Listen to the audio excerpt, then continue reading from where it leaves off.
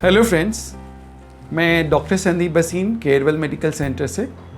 आज मैं आपसे बात करने वाला हूँ कोरोना फीवर यानी कोरोना वायरस। और आजकल ये एक एपिडेमिक है, पैंडेमिक है, सब जगह फैला हुआ है। तो आपको कुछ बातें बताना चाहूँगा इस बीमारी के बारे में और इसके ट्रीटमेंट के बारे में, क्योंकि आजकल एक ये एपिडेमिक के फॉर्म में सब जगह फैला हुआ है। कोरोना वायरस एक बीटा वायरस है, बीटा कोरोना वायरस है। और इसके जो शुरुआत के सिम्टम्स हैं जो हमको देखने को मिल रहे हैं, उसमें अक्सर हम देखते हैं कि एक लो ग्रेड फीवर, एक हल्का बुखार 99 या 100 डिग्री तक आता है। और ये फीवर एक दिन भी रह सकता है और 2 हफ्ते या 3 हफ्ते भी रह सकता है।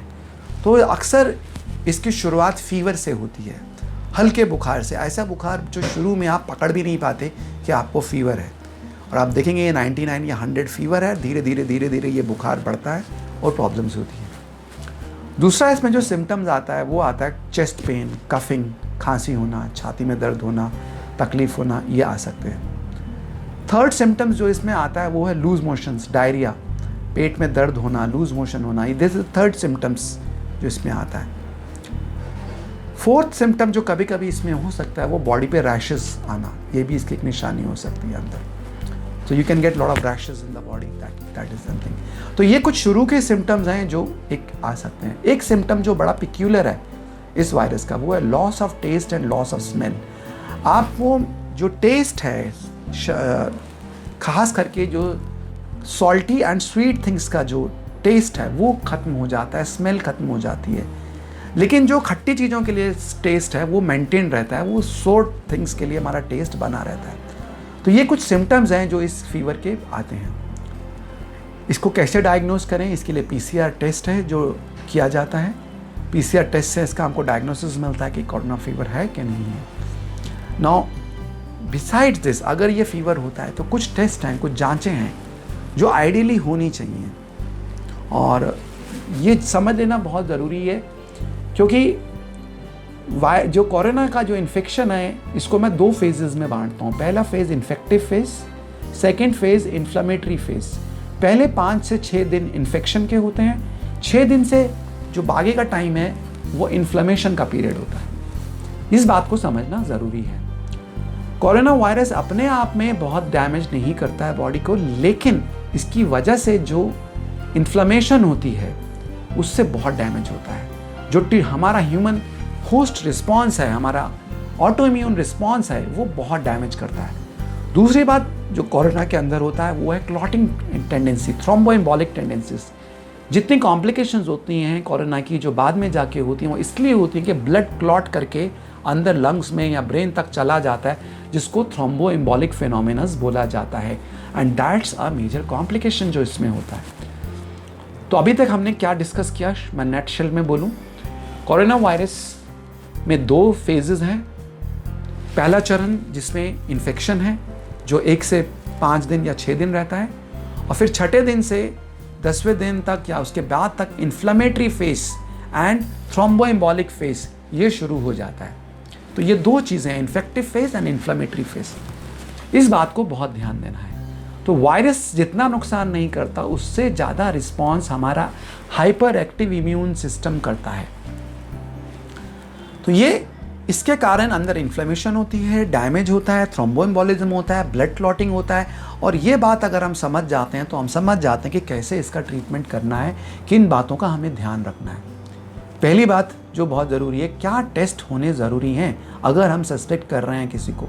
तो देखिए, कंप्लीट ब्लड काउंट यानी आपका CBC एक जाँच होना ज़रूरी है। कंप्लीट ब्लड काउंट में जो एक चीज़ देखी जाती है कोरोना में, वो देखी जाती है कि लिम्फोसाइट काउंट आपका कम हो जाता है। जितना आपका लिम्फोसाइट काउंट कम होगा उतना ही सीवियर आपका इन्फेक्शन होगा, ये वायरल। तो लिम्फोसाइट काउंट आपका जितना कम होता चला जाता है उतना आपका ये इन्फेक्शन सीवियर होता है। अगर आपका लिम्फोसाइट काउंट 10 से कम है तो इन्फेक्शन सीवियर है, और अगर 0 है या 5 से कम है तो और ज़्यादा सीरियस है ये इन्फेक्शन। तो लिम्फोपीनिया बोलते हैं इसको, लिम्फोसाइट काउंट कम होना। सेकेंड चीज़ जो हम इसमें देखते हैं, serum ferritin, D dimer, C reactive protein, ये बढ़े हुए आते हैं। तो इनका जांच होना ज़रूरी है। C reactive protein, D dimer, serum ferritin, इनको हम ज़रूर जांच करते हैं। शुरुआत में, 5वें दिन, 10वें दिन और ज़रूरत पड़ने में बीच बीच में भी। सी रिएक्टिव प्रोटीन हम इसमें देखते हैं, अगर सी रिएक्टिव प्रोटीन हमारा 25 से ज़्यादा है तो then it is a sign कि कुछ ना कुछ अंदर नॉर्मल नहीं है। ओके, इसी तरह से अगर हम सीरम फेरेटिन को देखते हैं, सीरम फेरेटिन अगर हमारा ज़्यादा आता है 100 से, अगर हमारा सीरम फेरेटिन 300 से ज़्यादा आता है तो इट्स अ साइन कि everything is not normal, we need to take care. इसी तरह से अगर हमारा डी डाइमर 1000 से ऊपर आता है तो क्लॉटिंग के चांसेस बढ़ जाते हैं, तो इन पे ध्यान रखना ज़रूरी है। तो एक सिंपल सी बात, अगर हम कोरोना फीवर को सस्पेक्ट कर रहे हैं, हमारा पॉजिटिव आया है और ये टेस्ट पॉजिटिव हमने भेज दिए हैं, तो पहली चीज़ क्या करें? तो पहली चीज़ आप डॉक्टर से मिलें, लेकिन आजकल बहुत प्रॉब्लम हो रहा है, तो एक मैसेज मैं देना चाहूँगा, बड़ा इंपॉर्टेंट मैसेज। आइवरमेक्टिन गोली आती है 12 मिलीग्राम 12 मिलीग्राम की, वो 3 दिन तक लगातार लें। डॉक्सीसाइक्लिन 100 मिलीग्राम सुबह शाम 5 दिन तक लें। हाइड्रोक्सीक्लोरोक्वीन 200 मिलीग्राम सुबह शाम लें 5 दिन तक। ये कम से कम आप इमीडिएट शुरू कर दें जैसे ही आपको इसका डायग्नोसिस का पता लगता है। मैं फिर रिपीट करूंगा, आइवरमेक्टिन 12 मिलीग्राम दिन में एक बार 3 दिन तक लगातार लें। हाइड्रोक्सीक्लोरोक्वीन 200 मिलीग्राम सुबह शाम 5 दिन तक लें। और ये दवाइयाँ आपको इमीडिएटली शुरू करनी है और लेनी है अगर आपको ये डायग्नोस होता है।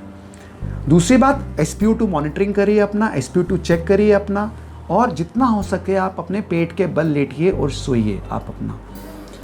एस्पिरिन और लो मॉलिक्यूलर वेट हेपारिन का बहुत बड़ा रोल है ताकि हम क्लॉटिंग को रोक सकें। तो ये कुछ बातें हैं जो बहुत ज़रूरी हैं। अगर हमको डायग्नोस होता है तो हम शुरू करें और जितना जल्दी हो सकता है डॉक्टर से मिलें, ट्रीटमेंट लें। SpO2 मॉनिटरिंग करें अपनी। मॉनिटरिंग में अगर हमारा 92 से कम आता है SpO2 तो उसका ट्रीटमेंट जितना जल्द हो सकता है हम शुरू करें। तो फ्रेंड्स, ये बातें हैं आप तक मैसेज देने के लिए। अगर आप कोरोना से पीड़ित हैं या है आपको तो घबराए नहीं, राइट ट्रीटमेंट जल्दी शुरू करें। और इतना ट्रीटमेंट मैंने आपको बताया है, जो इनिशियल ट्रीटमेंट है इस पर ध्यान दें, क्लॉटिंग को रोकें, एस्प्रिन ऐड कर दें। इसको हमने इसका एक छोटा सा एक्रोनिम बनाया है ट्रीटमेंट के लिए, उसका नाम है PAMS। P for proning, proning मतलब उल्टा लेटना। A फॉर एस्प्रिन, एस्प्रिन को इस्तेमाल करें, 75 मिलीग्राम एस्प्रिन हर रोज लें। L for low molecular weight heparin, जितना जल्दी शुरू करें, खास करके जो मेल्स हैं जिनको डायबिटीज़ है या जिनको हाई ब्लड प्रेशर है उनको लो मॉलिक्यूलर वेट हेपारिन लेना चाहिए। Okay. M for methyl prednisolone, जैसे स्टेरॉइड्स हैं डॉक्टर की प्रोविजन में दिए जाते हैं 5वें से 8वें दिन जिनको ज़रूरत होती है, खास करके जिनका SpO2 92 से कम आ रहा है उनको लेना चाहिए। इस बात का ध्यान है। And another thing, oxygen monitoring, SpO2 monitoring. अगर आपका SpO2 मॉनिटरिंग में 93 से कम आ रहा है, 92 पे आ रहा है, तो इसको इग्नोर ना करें। इसको साइलेंट, इसको हाइपोक्सिया बोला जाता है। 93 से कम सैचुरेशन को साइलेंट हाइपोक्सिया बोला जाता है। उसका इमीडिएट ट्रीटमेंट होना ज़रूरी है।